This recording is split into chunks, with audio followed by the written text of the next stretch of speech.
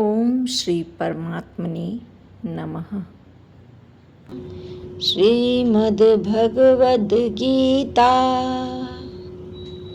अथ प्रथमोऽध्यायः। धृतराष्ट्र उवाच धर्मक्षेत्रे कुरुक्षेत्रे समवेतायुस्तवा मामका पांडवश्चैव किं कुर्वत संजय। धृतराष्ट्र बोले, हे संजय, धर्मभूमि कुरुक्षेत्र में एकत्रित युद्ध की इच्छा वाले मेरे और पांडु के पुत्रों ने क्या किया। संजय उवाच। संजय बोले, उस समय राजा दुर्योधन ने व्यूह रचना युक्त पांडवों की सेना को देखकर और द्रोणाचार्य के पास जाकर यह वचन कहा, हे आचार्य, आपके बुद्धिमान शिष्य द्रुपद पुत्र धृष्टद्युम्न द्वारा व्यूहाकार खड़ी की हुई पांडु पुत्रों की इस बड़ी भारी सेना को देखिए।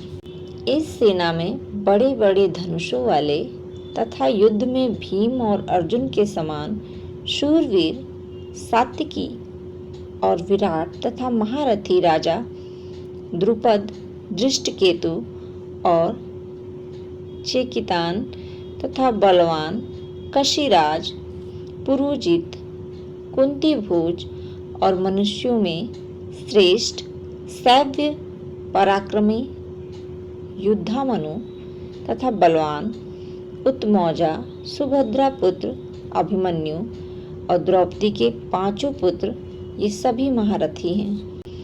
हे ब्राह्मण श्रेष्ठ, अपने पक्ष में भी जो प्रधान हैं उनको समझ लीजिए।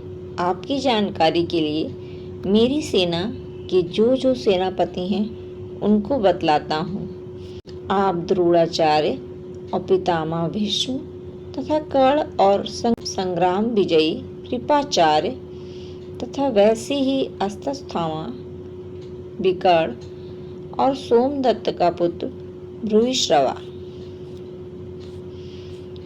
और भी मेरे लिए जीवन की आशा त्याग देने वाले बहुत से शूरवीर अनेक प्रकार के शास्त्रास्त्रों से सुसज्जित और सबके सब युद्ध में चतुर हैं। भीष्म पितामह द्वारा रक्षित हमारी वह सेना सब प्रकार से अजेय है और भीम द्वारा रक्षित इन लोगों की यह सेना जीतने में सुगम है। इसलिए सब मोर्चों पे अपनी अपनी जगह स्थित रहते हुए आप लोग सभी निसंदेह भीष्म पितामह की ही सब ओर से रक्षा करें। कौरवों में वृद्ध बड़े प्रतापी पितामह भीष्म ने उस दुर्योधन के हृदय में हर्ष उत्पन्न करते हुए उच्च स्वर से सिंह की दहाड़ के समान गरज कर शंख बजाया। इसके पश्चात शंख और नगारे तथा ढोल, मृदंग और नरसिंगे आदि बाजे एक साथ ही बज उठे। उनका वह शब्द बड़ा भयंकर हुआ। इसके अनंतर सफेद घोड़ों से युक्त उत्तम रथ में बैठे हुए श्री कृष्ण महाराज और अर्जुन ने भी अलौकिक शंख बजाए। श्री कृष्ण महाराज ने पंचजन नामक, अर्जुन ने देवदत्त नामक और भयानक कर्म वाले भीम सेन ने पौंड्र नामक महाशंख बजाया। कुंती पुत्र राजा युधिष्ठिर ने अनंत विजय नामक और नकुल तथा सहदेव ने सुघोष और मणिपुष्पक नामक शंख बजाए। श्रेष्ठ धनुष वाले कशिराज और महारथी शिखंडी एवं धृष्टद्युम्न तथा महाराज विराट और अजय सात्विकी राजा द्रुपद और द्रौपदी के पांचों पुत्र और बड़ी भुजाओं वाले सुभद्रा पुत्र अभिमन्यु, इन सभी ने हे राजन सब ओर से अलग अलग शंख बजाए और उस भयानक शब्द ने आकाश और पृथ्वी को भिगुजाते हुए धार्त राष्ट्रों के अर्थात आपके पक्ष वालों के हृदय मृदृढ़ कर दिए। हे राजन, इसके बाद कपिध्वज अर्जुन ने मोर्चा बांधकर डटे हुए धृतराष्ट्र संबंधियों को देखकर उन पर शस्त्र चलाने की तैयारी के समय धनुष उठाकर हृकेश श्री कृष्ण महाराज से यह वचन कहा, हे अच्युत, मेरे रथ को दोनों सेनाओं के बीच में खड़ा कर दीजिए, और जब तक मैं युद्ध क्षेत्र में डटे हुए युद्ध के अभिलाषी इन विपक्षी योद्धाओं को भली प्रकार से देख लूं कि इस युद्ध रूपी व्यापार में मुझे किन किन के साथ युद्ध करना योग्य है, तब तक उसे खड़ा रखिए। दुर्बुद्धि दुर्योधन का युद्ध में हित चाहने वाले जो ये राजा लोग इस सेना में आए हैं, इन युद्ध करने वालों को मैं देखूंगा। संजय बोले, हे धृतराष्ट्र, अर्जुन द्वारा इस प्रकार कहे हुए महाराज श्री कृष्ण चंद्र ने दोनों सेनाओं के बीच में भीष्म और द्रोणाचार्य के सामने तथा संपूर्ण राजाओं के सामने उत्तम रथ को खड़ा करके इस प्रकार कहा कि हे पार्थ, युद्ध के लिए जुटे हुए इन कौरवों को देखो। इसके बाद पृथा पुत्र अर्जुन ने उन दोनों ही सेनाओं में स्थित ताऊ, चाचों को, दादों, परदादों को, गुरुओं को, मामाओं को, भाइयों को, पुत्रों को, पौत्रों को तथा मित्रों को, ससुरों को और सुहृदियों को भी देखा। उन उपस्थित संपूर्ण बंधुओं को देखकर वे कुंती पुत्र अर्जुन अत्यंत करुणा से युक्त होकर शोक करते हुए यह वचन बोले, अर्जुन बोले, हे कृष्ण, युद्ध क्षेत्र में डटे हुए युद्ध के अभिलाषी इस स्वजन समुदाय को देखकर मेरे अंग शिथिल हुए जा रहे हैं और मुख सूखा जा रहा है तथा मेरे शरीर में कंप एवं रोमांच हो रहा है।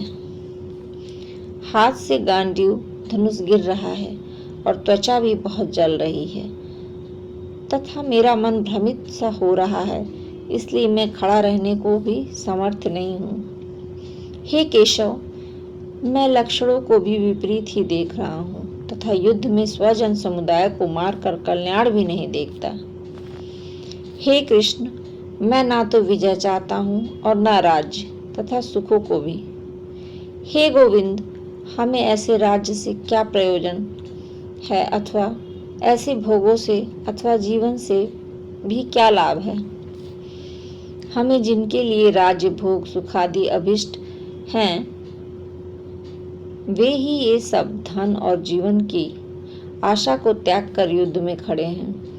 गुरुजन, ताऊ, चाचे, लड़के और उसी प्रकार दादे, मामे, ससुर, पौत्र, साले तथा और भी संबंधी लोग हैं। हे मधुसूदन, मुझे मारने पर भी अथवा तीनों लोक के राज्य के लिए भी मैं इन सबको मारना नहीं चाहता। फिर पृथ्वी के लिए तो कहना ही क्या। हे जनार्दन, धृतराष्ट्र के पुत्रों को मारकर हमें क्या प्रसन्नता होगी। इन आतातैयों को मारकर तो हमें पाप ही लगेगा। अतएव हे माधव, अपने ही बांधव धृतराष्ट्र के पुत्रों को मारने के लिए हम योग्य नहीं हैं, क्योंकि अपने ही कुटुंब को मारकर हम कैसे सुखी होंगे। यद्यपि लोभ से भ्रष्ट चित्त हुए ये लोग कुल के नाश से उत्पन्न दोष को और मित्रों से विरोध करने में पाप को नहीं देखते, तो भी हे जनार्दन, कुल के नाश से उत्पन्न दोष को जानने वाले हम लोगों को इस पाप से हटने के लिए क्यों नहीं विचार करना चाहिए। कुल के नाश से सनातन कुल धर्म नष्ट हो जाते हैं। धर्म के नाश हो जाने पर संपूर्ण कुल में पाप भी बहुत फैल जाता है। हे कृष्ण, पाप के अधिक बढ़ जाने से कुल की स्त्रियां अत्यंत दूषित हो जाती हैं। हे वैष्णव, स्त्रियों के दूषित हो जाने पर वर्ण संकट उत्पन्न होता है। वर्ण संकर कुलघातियों को और कुल को नरक में ले जाने के लिए ही होता है। लुप्त हुई पिंड और जल की क्रिया वाले अर्थात श्राद्ध और तर्पण से वंचित इनके पितृलोक भी अधोगति को प्राप्त होते हैं। इन वर्ण संकर कारक दोषों से कुल घातियों के सनातन कुल धर्म और जाति धर्म नष्ट हो जाते हैं। हे जनार्दन, जिनका कुल धर्म नष्ट हो गया है ऐसे मनुष्यों का अनिश्चित काल तक नरक में वास होता है, ऐसा हम सुनते आए हैं। हा शोक, हम लोग बुद्धिमान होकर भी महान पाप करने को तैयार हो गए हैं, जो राज्य और सुख के लोभ में स्वजनों को मारने के लिए उद्यत हो गए हैं। यदि मुझ शस्त्र रहित एवं सामना न करने वाले को शस्त्र हाथ में लिए हुए धृतराष्ट्र के पुत्र रण में मार डालें तो वह मरना भी मेरे लिए अधिक कल्याणकारक होगा। संजय उवाच, संजय बोले, रणभूमि में शोक से उद्विग्न मन वाले अर्जुन इस प्रकार कहकर बाण सहित धनुष को त्याग कर रथ के पिछले भाग में बैठ गए।